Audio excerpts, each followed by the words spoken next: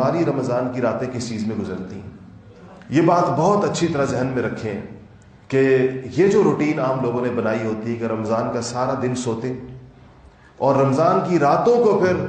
بازاروں میں جا رہے ہیں, گھوم رہے ہیں, پھر رہے ہیں, الیاذ باللہ کچھ لوگ فلمیں دیکھ رہے ہیں اور مختلف طریقوں کے ساتھ رات گپوں میں گزار رہے ہیں. اچھا, یہ ٹورنامنٹس ہو رہے ہیں راتوں کو, نوجوانوں نے ایک عجیب یہ ترتیب نکالی ہے رمضان کی راتوں کی کہ رات کو جو ہے فلڈ لائٹ ٹورنامنٹس ہو رہے ہیں اور کیا کیا کچھ ہو رہا ہے. یہ آپ ان احادیث کو دیکھیں,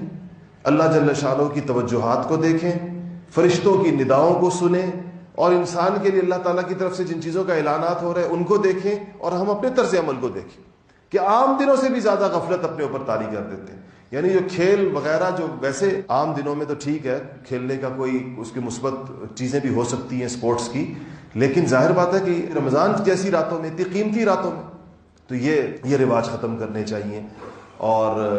اس سے وقت بھی ضائع ہوتا ہے اور ناقدری بھی ہوتی ہے, اور اسی کا نتیجہ ہے کہ زندگی کے اتنے رمضان گزار دیے, ہمیں کوئی فائدہ نہیں ہوا اس کا. کوئی سوچے ذرا, 13-14 سال کی عمر سے ہم پر رمضان فرض ہوا ہے, آج تک جتنی زندگی گزاری کبھی ان رمضانوں کو گنے ہم صرف, کہ جس کی عمر 40 سال ہے اس نے 26-27 رمضان گزارے ہیں, جس کی عمر 50 سال ہے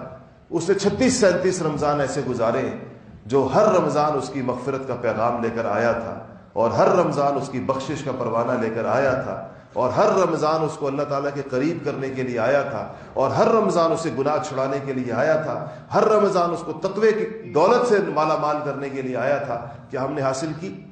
یہ ہم سے ویسے گزر گئی. اسی طرح اگر اسی غفلت کے اندر, کیا پتہ کسی کو کہ اس کی زندگی کا آخری رمضان اور یہ آخری موقع ہو جو اس کو دیا جا رہا ہے,